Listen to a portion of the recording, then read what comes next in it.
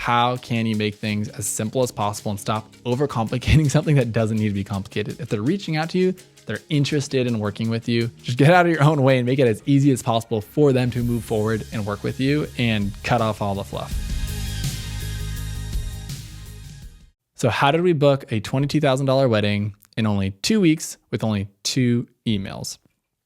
And it's a lot simpler than you think. And I want to show you that high ticket sales and booking higher end weddings is actually exponentially easier and gets less complicated than maybe lower budget weddings.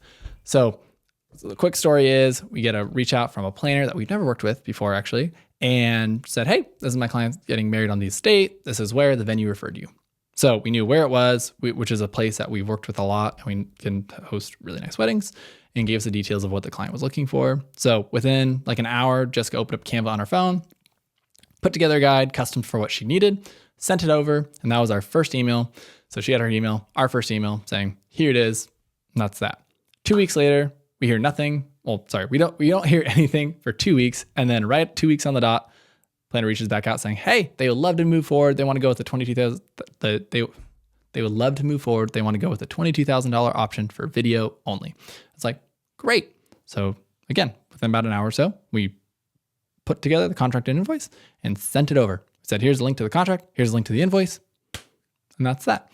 And then she responded the next day later saying, please let me know when they have signed and paid. And about an hour later, they was signed and paid. So 2 weeks, maybe it was 2 weeks and a day, whatever it was signed and paid with only 2 emails from us. And then once it was signed and paid, we sent the confirmation email, and that was it. Super simple.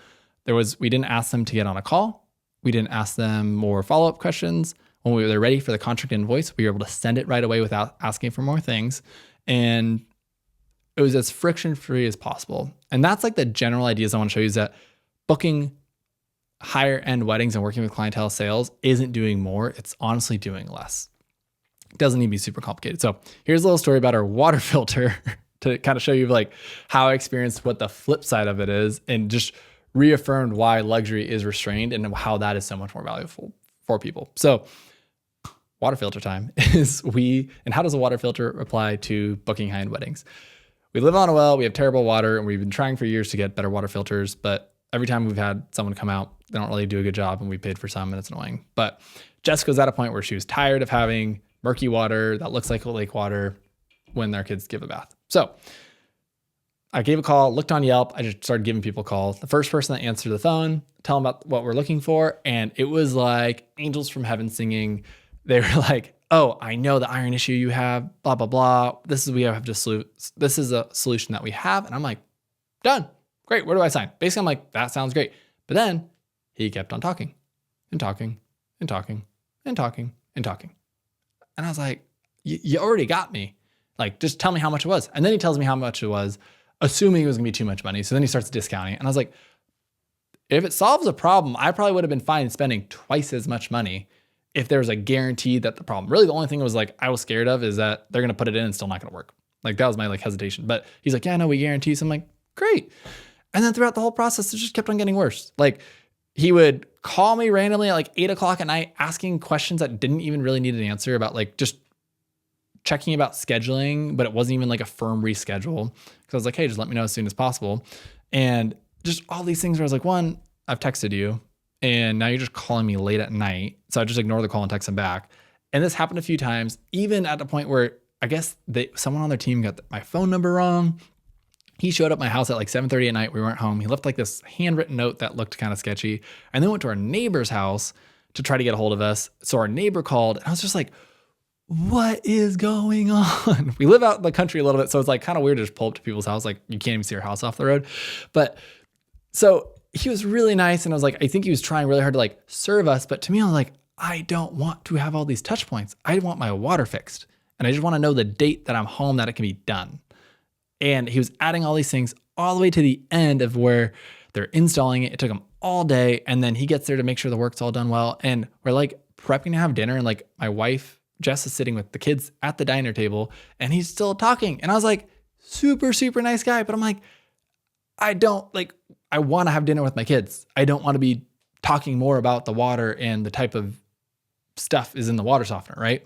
Or all those things. So that's where, as a wedding filmmaker, I think sometimes we can get so lost in like, we could be the water filter guy and talking about all the things that go into it and all the features and all the benefits and why it's so important. And at the end of the day, it's like, they said what they wanted, just give them what they want and tell them how much and give them a way to pay and sign easily.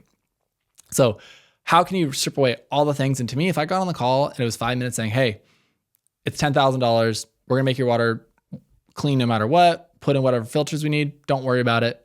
But that's it. I would have been like done, because I would have been to guarantee that it's gonna get fixed. But instead, the call was talking about like, I was telling him like the type of filters we needed and like being like, oh, we need this extra filter. Is that be helpful? And he's like, oh yeah, that'd be helpful. So I was like, wait, who's the expert, right? Like all that stuff. I was like, we don't need to have this conversation. If you just told me this is this price to get it done and it was simple, I would have been way more likely to probably hire that person and pay like double than what we paid, because it was simple and easy and like took less of my time.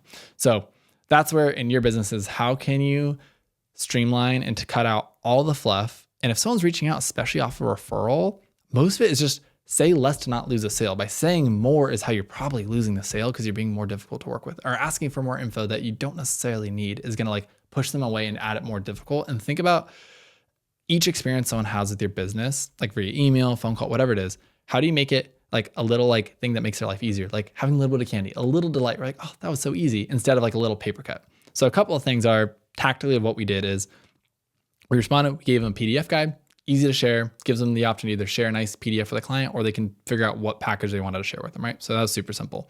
Once they wanted to book, we didn't have to ask them, hey, who's signing? Give me their name, their phone number, their email, all this information, and then let me send a separate email. No, we used Dubsado, and with Dubsado, we were able to just send a contract and an invoice link straight to them that they can forward to whoever over text, email, however they want to send it to them.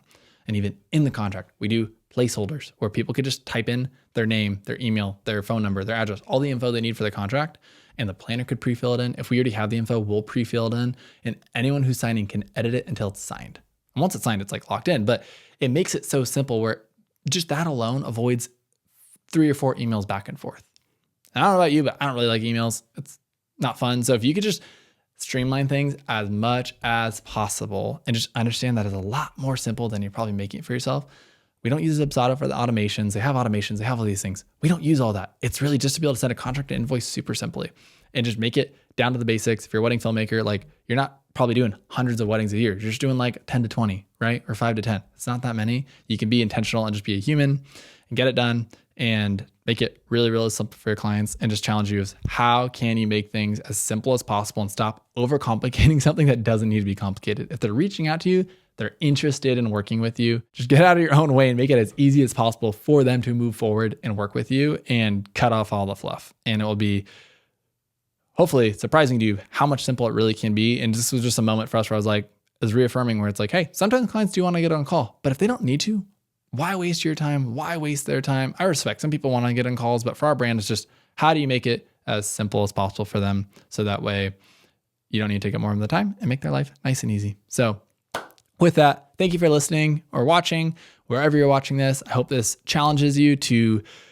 realize that it doesn't need to be as complicated as you may think it is, and you can get out of your own head and just maybe view your business from the client's experience of how they want things to be simple, streamlined, and do so for yourself. And if you found value, if it's on the Apple Podcast, you want to like go ahead, give a review. It'd really help a lot, or share it with someone you think might bring value to. And with that, I will see you in the next one. Peace.